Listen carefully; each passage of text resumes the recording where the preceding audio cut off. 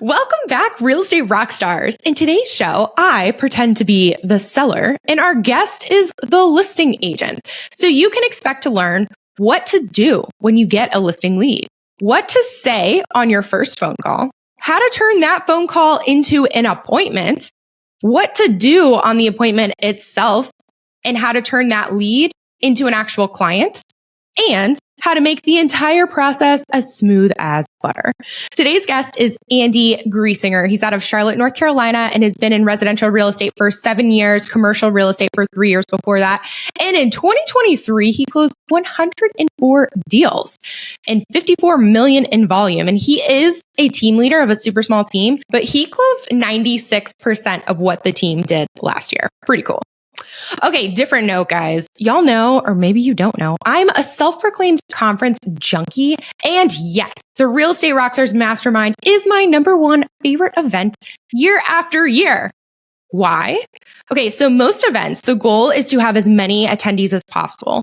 And when you're one of literally thousands, it's easy to feel super overwhelmed and disconnected by the magnitude of the event. At Rockstars, it's capped small. In 2025, we're maxing it out at 100 agents. So the cool thing is, by the time you leave, you will literally know everyone. But also because of that, we will sell out. So if you're interested in getting your slot locked in, go to the show notes and click the registration or shoot me a DM on Instagram at The Shelby Show for more information. And with that, Rockstars, please welcome Andy Griesinger.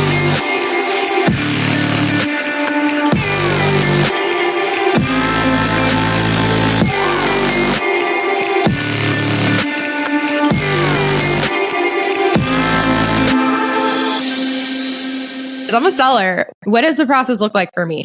The biggest place I like to start is at least some sort of a call to make sure that we can match our motivation. So I know why you're selling and when you want to sell. And that's one of the biggest things, because it's like, if I don't know when you want to sell, I'm going to advise you very differently if you want to sell right now versus if you're like, hey, I'm kind of want to sell in June. It's April right now. We've got a little bit of time, or maybe you have a lot of work that needs to be done to the home. Like, we need to make sure we can match our motivation. So that's one of the first things. And that's one of the biggest things that I try and figure out first. Then from there, I like to go to the house. I like to lay eyes on the home and kind of see the neighborhood, see what the house looks like, see the condition, see what it feels like, because I built my business working with a lot of buyers. And so I know what buyers' mindsets are when they're going through different homes and when they're touring. And so with that, it's like, I like to go walk through sellers' homes and put my buyer's agent hat on. And that's usually, if I've never met you before and we have a quick phone call, essentially that's the best time for us to like meet face to face for the first time too. Okay, cool. So essentially the contact information comes in, you hop on a call, and then in that call, you're just quickly trying to identify, what's going on? Why are you selling? And then kind of peel that piece apart. And then it's like, what's your timeline? And once you've identified those two things, then your next goal is to essentially set the appointment, but set the walkthrough. Yeah. Okay. And do you consider the walkthrough like the listing appointment? Are you coming with like papers? Like, what are you coming with? What is, you show up at my door. What does that look like? Usually I like to bring a marketing presentation. Like, we've got a pamphlet that we can bring. It depends, right? Like, some of them, if it's a friend that I've had for 5, 6, 7 years, like, they don't need the marketing presentation. Like, they know who I am. They see Instagram, they see YouTube, they see LinkedIn. Like, they understand what I'm doing and what I'm about. And basically, I just need to make sure that we're all on the same page with what we want. Otherwise, I'm bringing comps. I'm bringing some, not just comparables, but competition too, right? I want to be able to talk through a seller like, hey, if you want to price it here, this is what we're going to be up against. These are the other two houses that a buyer, if yours goes up on the market right now, these are the other two homes that buyers are going to be looking at. And so this is what we're comparing ourselves to. So if you think yours is better than that, and I think that too, great, let's list it a little bit above. If we think that maybe that one's a little better than us, like, let's be very careful going higher than that, because people are going to compare us to that. So I like to bring comps so we can start talking through pricing and like I'm a big proponent of like not locking in pricing at that meeting because things change. Question, are these physical, or is this like a computer that you're pulling up and you have your comp saved in advance or your search in advance? Like, what does that look like? I have it saved online. Like I use monday.com for all my listing management. And so I have it saved in monday.com. I have some different comps. If I don't want to print all kinds of stuff, I'll save some of the comps, Zillow links in monday.com so I can whip them out on my phone while I'm there. But I'm physically printing comparable sheets, and sometimes I'm physically printing the old listing or maybe some competition. Like I'll print some of those with the different pictures so people can see it, and I like to leave it for them. Like I've got, a comp sheet right here. This is going to go to a seller when we're done, right? So that way I can say, this is for you. This is reading material for you. You can digest this. You can show your spouse. You can talk to your parents, whatever it is, leaving this for you because I already have it saved on my computer. I have it saved in my files. Okay, backing up slightly, because you mentioned that you show up with your buyer's agent hat on, which makes total sense. I worked with a ton of buyers my first year, and it helps so much when you're working with sellers because you have the experience to say, no, really, I promise this is what buyers are thinking in this exact moment. So helpful. So you're showing up, and then are you asking for a tour, or are you jumping? Like, let's get real nitty gritty with it. I always start with a tour. I like getting a tour. I like to see the home. I like to hear how they would tour me around the home. So I'll say, like, pretend I'm a buyer's agent or pretend I'm a buyer. Like, I want you to tell me everything, right? Now, pretend I'm not the buyer and tell me the bad stuff too, because I can tell you what we need to do about this. And I also need to know. But what I try and do too is, like, depending on what the house looks like, give them advice while we're walking through on, hey, maybe this would be worth fixing before we get pictures, or maybe this would be worth fixing before showings start. It won't show up in pictures, but let's make sure it's done before showings. Right. And if you have cracked tile in a bathroom, it's like, let's go ahead and get that fixed. Okay. And with that, are you having them take notes, or are you consolidating notes and then sending them like a recap afterwards? Like, hey, just to recap, these are the recommendations for repairs in priority. I don't know. What is it like? It used to be I would let them take notes, but sometimes people don't take notes. So I've started taking notes for them. What that looks like is I just use Apple Notes. And what I'm going to start doing, and I'm honestly might try it right after we're done this with my next meeting, is using Otter.ai and just pulling that out and having that record the entire conversation. Yeah, I just used Otter for the first time the other day. I did not commit to using it though. So I hit like record, and then afterwards I never went back and like even looked at the recording. But I hope that it works great. That I think it sounds like an amazing app that can record the conversation. Does it bullet? Does it like summarize too, or is it just like a straight? Oh, yeah. Okay. Yeah, cool. It totally can. And it can even give action items based off of what you're saying. Yeah. Okay. That sounds nice. Okay. To recap here, you have the phone call, you showed up at the house, you got a tour, you're walking around as if you are a buyer, but also give me the real deal about what is going on with the house. You're making recommendations for them to do prior to listing repairs, but you are capturing that information on behalf because you trust no one. So now you've done anything else as you're going through the home tour. What else besides repairs are you asking about for the seller? The biggest thing on the tours that we're talking about as well is how to prepare the home for pictures and how to prepare the home for showings. And there's a difference. And I tell people, I'm like, preparing the house for pictures will be the hardest part, right? You're going to clear all the entire kitchen countertop. You can leave the Keurig or the Nespresso, but clear everything else. I don't want to see anything. I don't want to see soap. I don't want to see utensils, nothing. Right. But if you're living in that home and you have a 2-year-old at home and you've got all kinds of stuff going on, like, yeah, once we have pictures, like put the stuff back out. Like that's fine. When you have showings, like as long as the counters aren't completely overloaded, like that's okay. Like you can leave stuff out. It's all good. So if you want to have the toaster out and you want to have your drying rack out, like that's okay. If we have a ton of showings in one day and we're able to compress everything into a weekend, like sure, maybe I would say like, let's put more stuff away. But ultimately, I tell people what we need to do in order to get the home picture ready.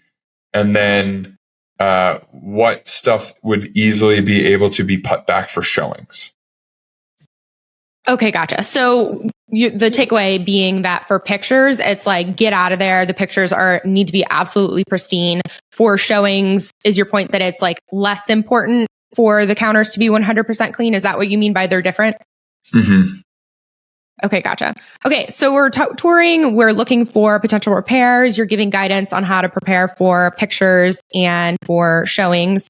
Anything else in the tour that you are gathering information for or providing guidance? The other big thing that happens a lot, especially with most sellers, is they have these lingering things that they've been thinking about changing, updating, fixing, whatever in the house for the last week, 2 weeks, 2 years. And that's when they start asking these questions. And what I try and do is run through with them, like, is this something you need to do or is it not? Right? And like what? And then at the end of the tour, it's like, okay, from these three main things, like, do you need to paint the area, the handrails on the rooftop? Do you need to clean up the cracks above the windows that had been fixed from, the structural stuff was fixed 3 years ago and you just never painted over the windows again? Or do you need to plant some landscaping stuff, like some plants and stuff out front? And it's like, those are the three big things. And if the couple is like kind of going back and forth, like, I think this is important, I don't think that's important, like whatever, I can kind of run through and be like, all right, here are the three main things. Like, let's go in this order and let's get this done. So some of them have questions like, hey, is this important? Like, if one person is saying that they absolutely cannot stand the paint being chipped on the handrails on the rooftop patio, and the other spouse is like, I don't really care. Andy, what do you think? It's like, that's when I'll say, we'll add it to the list, but to me, if it's not like something if it's the only thing, then maybe sure, let's do it. But if there are bigger things, like let's put that on the back burner. Like, it's not going to make or break it for a buyer. In your opinion, if there is, a limited budget and the home needs a lot of things, hypothetically, what do you prioritize? What is most important, top handful of things that are most important? Oh, that's a really good question. It's really going to depend on what the issues are, because sometimes what we'll do is we'll just offer a credit to a buyer and just get ahead of it too, right? If the carpets look terrible and there's no way we're going to be able to get those replaced because you've got 4 beds in 4 bedrooms upstairs and you have a loft with tons of furniture in it and all kinds of stuff that, like, they're just not going to be able to replace the carpets. Plus there's 2 dogs and a couple kids running around. Like, let's just get ahead of it and say, hey, we'll offer, a $5,000 carpet credit with a reasonable offer. So that's usually how I'll advise clients based on what the repair or issue is. It's like, I'm a big fan of just getting ahead of it, because at the end of the day, a buyer will walk through. What I'm trying to imagine is a buyer walking through there with an agent having no idea if that's going to get done or not. And they're always going to assume that it is not going to get done unless you put it in front of them. You either have to do it before they get there, or you have to make sure they understand that this is going to be fixed before they get there. So that's kind of how I try and talk to sellers about those kinds of things, especially if it's like flooring or even like paint sometimes, right? Some people just don't want to paint. Dude, I love those struggles. When I feel strongly about like something needing to be done, though, it's like I really enjoy using questions to guide people in the direction that I want. So it's like, oh man, how would you feel if you were looking back 12 months from now and your home was still on the market and the feedback from every single buyer was this paint that right now you were able to, put into your budget and fix this problem now. Like, you know what I mean? Like, how would you feel in kind of like dragging them through that? That's a topic for another show though, to deep dive into that. But okay, another question. So you mentioned that they always assume it won't be done. Do you, of course, I'm sure you put it into the MLS, like, hey, we're offering this credit. Do you also like text or email every time someone books a showing to being like, hey, just a heads up, just because people don't read and no one pays attention to anything? Or, oh yeah, okay.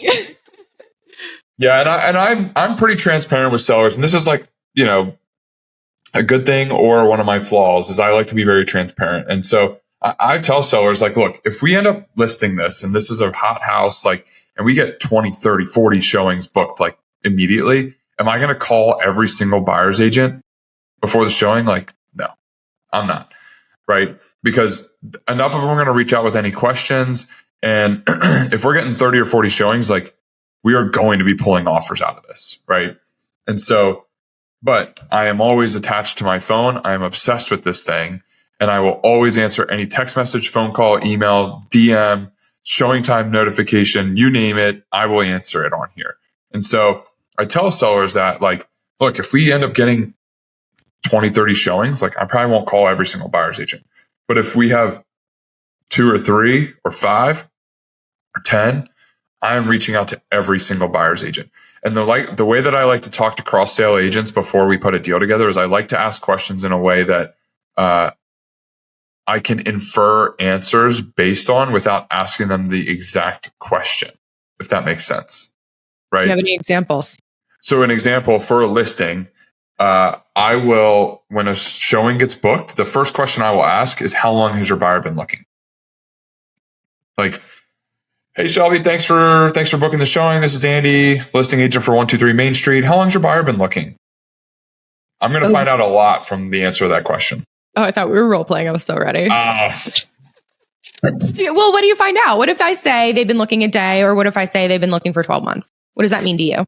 So if you say, oh, this is my first time showing them, I can go right to the seller and be like, hey, just so you know, the showing at 2:30 today, it's their first day.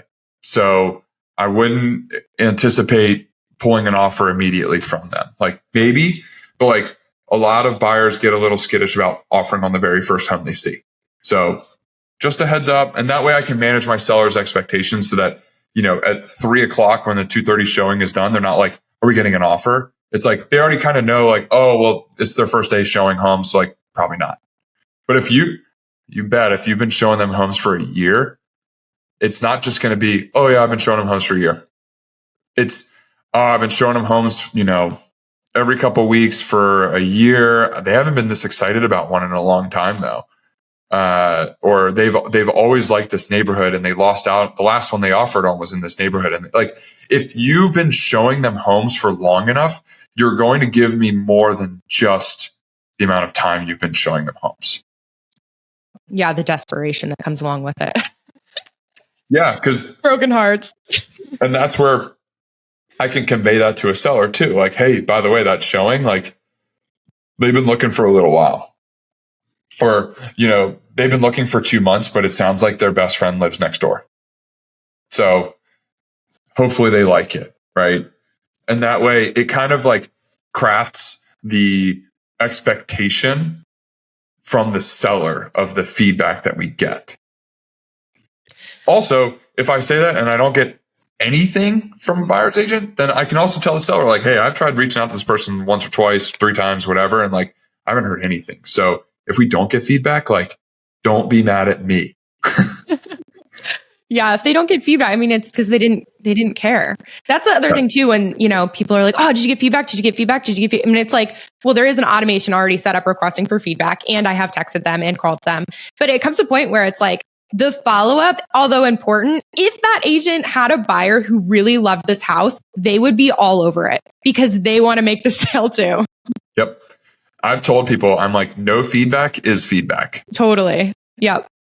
And I'm guilty of it. I'm guilty of it too. Like, I hate when agents don't give feedback, but there are also days where I show a bunch of homes or I'm showing homes in between a bunch of meetings or podcasts or whatever. And it's like, I get busy and I forget to leave feedback. And I'm not forgetting to leave feedback because I'm forgetting to write an offer. Right. Exactly. Yeah. Okay. So Andy, the tour is over at this point. We've gone around the house, and now I know that you mentioned that you have some physical printouts. You also have comps. What do we do after the tour? Like I'm the seller and I'm looking at you and I'm like, tour's over. Now what? Now, what I like to do is kind of recap everything, all the notes that I took, and then start talking through pricing. Like, what is your expectation? Are we even going to be on the same page? Do you think that this home that I'm walking in with like a range? I like to walk in with a benchmark on like the bottom and on the top. And it's like, are we going to be like somewhere between 500 and 550, right? Like mentally, I'm like, all right, we're somewhere in this range. I want to see where the seller's head's at. So I'll try and ask like, what do you think you want to sell for? What do you think we can sell for? What do you want to get out of the home? Right. And if they're like, if I'm sitting here like 500 to 550 and they go, yeah, we were talking last night and we really have to sell it for at least 600. It's like, oh God. Okay. All right. Like we're going to have a different kind of conversation right now because I'm going to throw you a number that you might not like. Or if I said, if they don't want to give me that kind of price first, because some sellers are like, nope, that's why you're here. You're going to tell me. And I know they have a number, but they want to hear mine first. I'll always preface it with, I am not the agent that is going to come in here and tell you that it's this number or bust, right? It's not, okay, if I say 525 and you think 550 or 535, like I'm not your agent, right? It's not like that. Like we are a team. You and I are a team. The seller and I, we are a team. My team and you and me, we're all a team. Our goal is to get this house sold and to make this a smooth of a process for you and to get you the most amount of money, right? So I'm going to say this number. And if you think that I'm way off, high or low, like I want to hear because I want to be able to talk through this with you and have a real logical conversation. Because also if there's a reason why I go 500 and you think it needs to be 530, like let's talk through that. And if I can get on the same page with you, then let's fucking do it. Right. I'm more than happy to do that. It's just some sellers are like, they think that if you throw out a number, like it's etched in stone. And it's just like, that's not the case. Like we can work through this. We're a team. So we'll talk through the pricing. We'll talk through the comps. I'll pull up a couple, old listings or comparable listings just to show, especially if we're not completely on the same page. It's like, here's kind of why I'm thinking this, because your house looks like a B grade, and this one, which is priced where you want to price it, is an A plus. And like that's why they went all off market in a day and a half or 2 days or whatever, right? That's why they said they have multiple offers. And if you want to price it higher than that, and you have carpet everywhere, and they have hardwoods, and they have all these built-ins and all kinds of beautiful stuff, like just be prepared, right? I'll do it, but be prepared. Yeah, I love the showing of the comps too, and then asking. It's like, okay, if you were a buyer and you were looking at this house that we're in currently and this comp, what would you think? And like have them come to the conclusion on their own where it's like, damn, I mean, I do have carpets that are old with all this dog, all over it, and they do have hardwoods, and so interesting. Okay. So with pricing, are you just like talking this out? I know that you mentioned physical comps, but like, do you have a seller's net sheet out, or are you just like, I don't know, what does that look like? It depends. If they want to have a seller net sheet, I'll absolutely provide that. A lot of sellers kind of net it out themselves. And what I usually do is I tell people round numbers, roughly conservatively plan for like 7 to 8% in total fees, right? Like usually I try and go for 6%. For repeat clients, friends, family, especially the investors I work with, it's like, yeah, they're not paying 6%. We'll work something out. But at the same time, like just because someone says they're going to be doing a bunch of deals that year doesn't mean they just get a discount.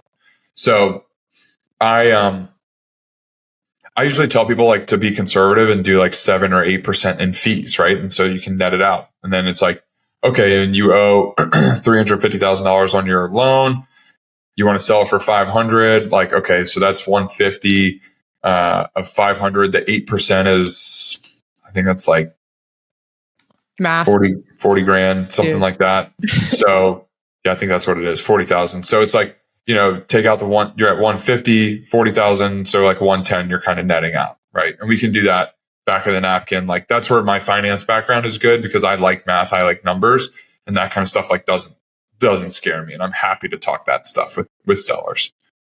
Okay. Hypothetically, you talked about price and you did get on the same page. You guys both agree 500,000 is, great as of now, subject to change. If we're listing in 6 months, things do change, but hypothetically we're good to go. Now what? We've agreed on price. What else happens? Usually depending on the timeline, I'm getting a photographer booked. I'm booking pictures and measurements and all the media. I think before we hit there, like, how do you leave it? Like, if I'm the seller and I'm like, hey, we're good at price. we're still like in my house. Are you like, okay, perfect. I'm going to go back and send you things? Cause what does that look like? So I'm usually then plugging into monday.com some of my notes, and my team is seeing that in real time. And then they're able to go ahead and update listing paperwork with pricing and everything. And so I'll tell them like, I'm not a big like shoving paperwork down people's throats kind of guy. And so, for a friend, it's like, hey, look, if we're getting ready to do this and we're like running through this pretty quick, like I'm going to go ahead, I'm going to head home. I'm going to send you this paperwork. This is the day that we're anticipating, or like sometime next week between Wednesday and Friday, let's go ahead and get pictures taken. Like I'm going to go ahead and get that scheduled. Like here are the next steps, right? Let's go ahead and get the house clean. Let's go ahead and get pictures scheduled. We'll get measurements scheduled. We'll get the video scheduled. And I'll send you the listing paperwork. And then I have a whole other email that goes to them that I'll send to them with a pre-fillable PDFs with checklists and things like that. So that way it's like they know what's coming next. I'm a big fan of not skipping steps and following a process. I think a lot of agents get caught up in that. And so as soon as they get on to price with someone, it's like they don't know where to go. And it's like, well, what's the next step?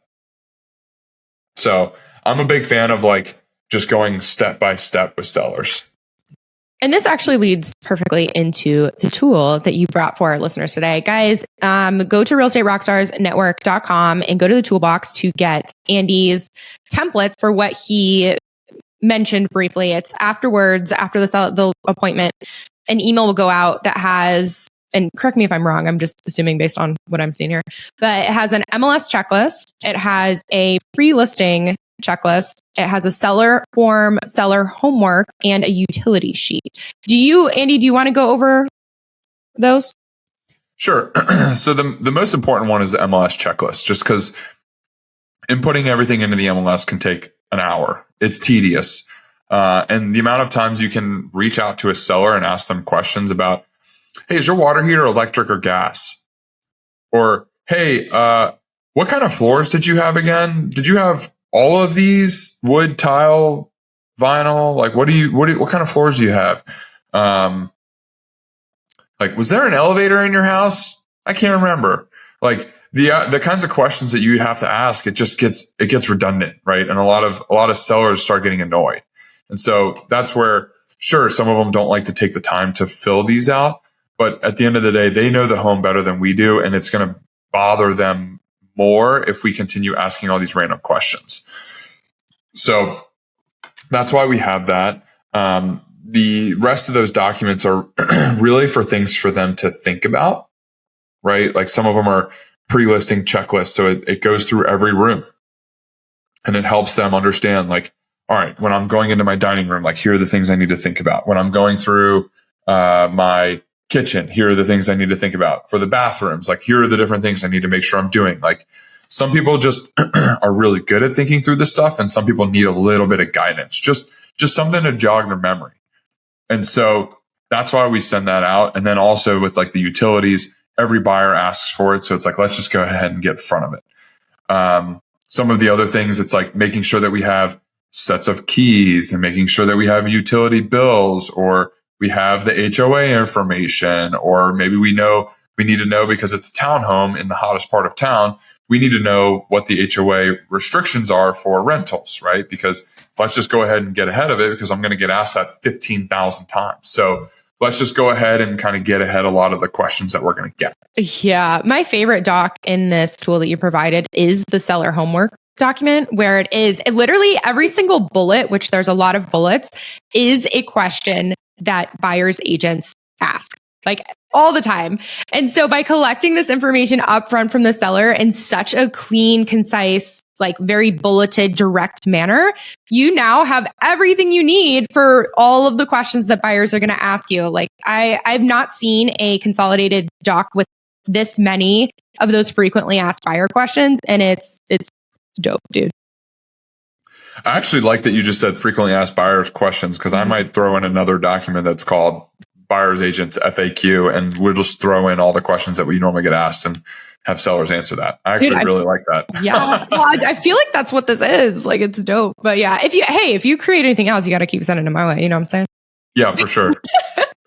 Okay, awesome. So you've done the listing appointment, you've agreed on price, you've left the house and said, given them expectations of this is what's going to happen from this point forward.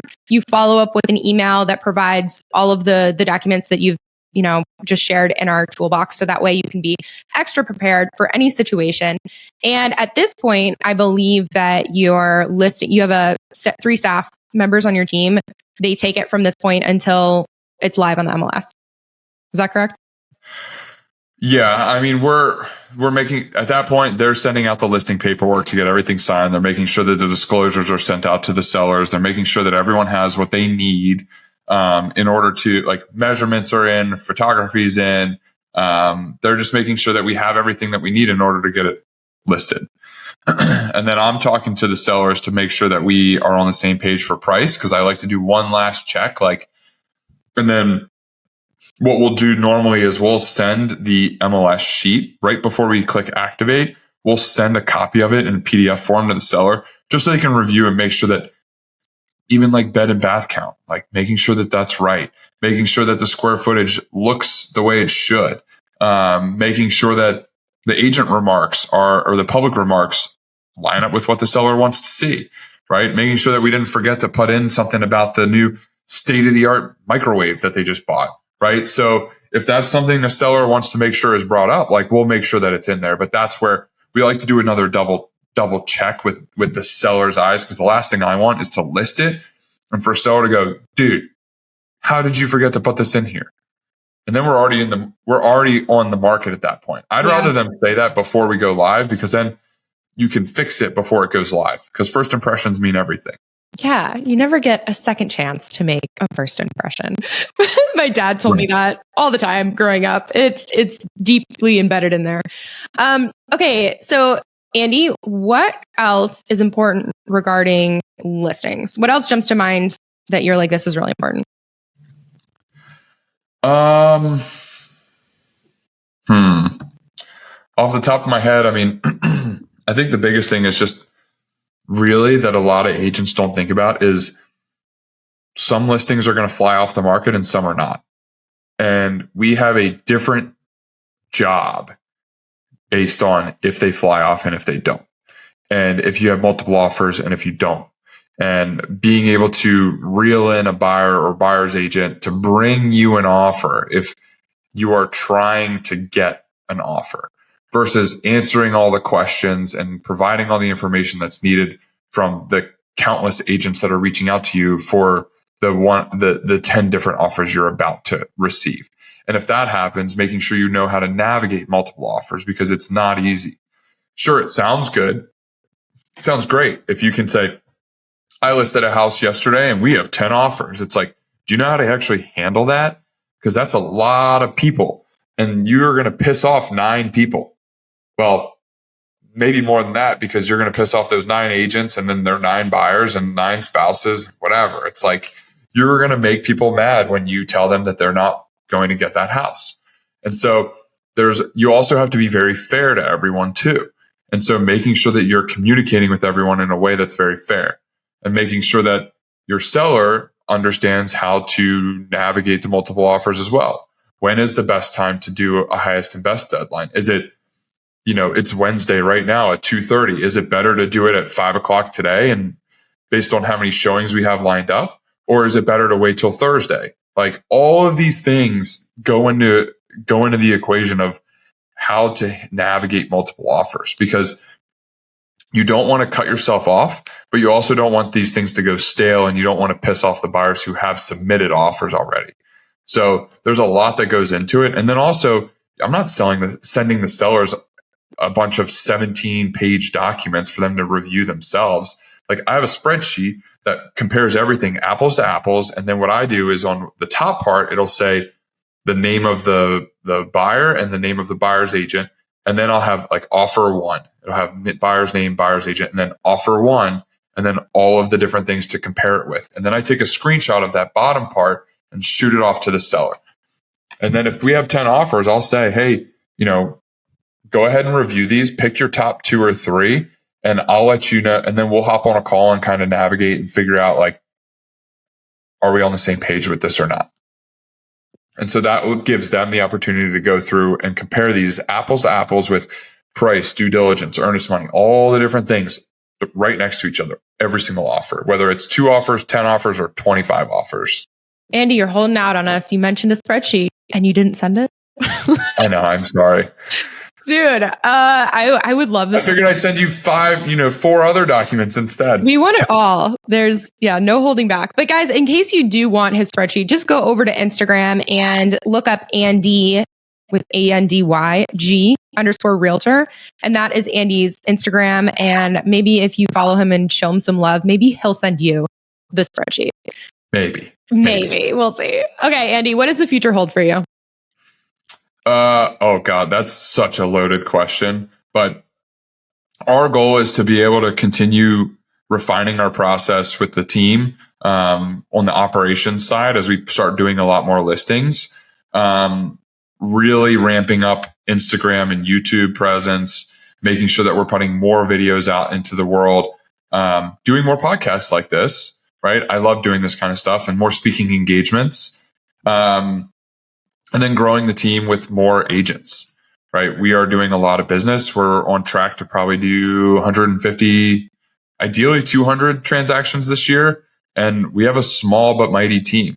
And so I'm looking to have some more killers on the team. I want some more people that are just so hungry to grow in this business and willing to do whatever it takes.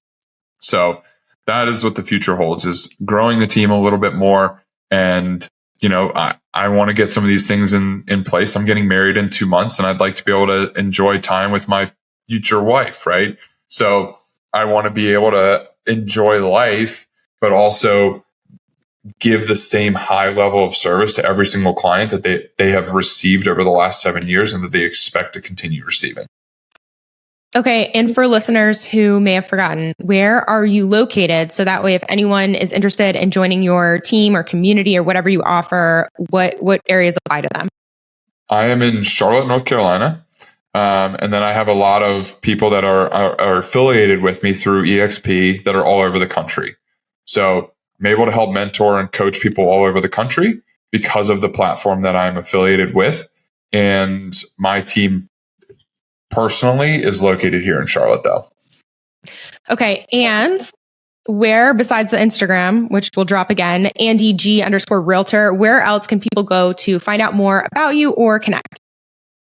My YouTube channel would be one.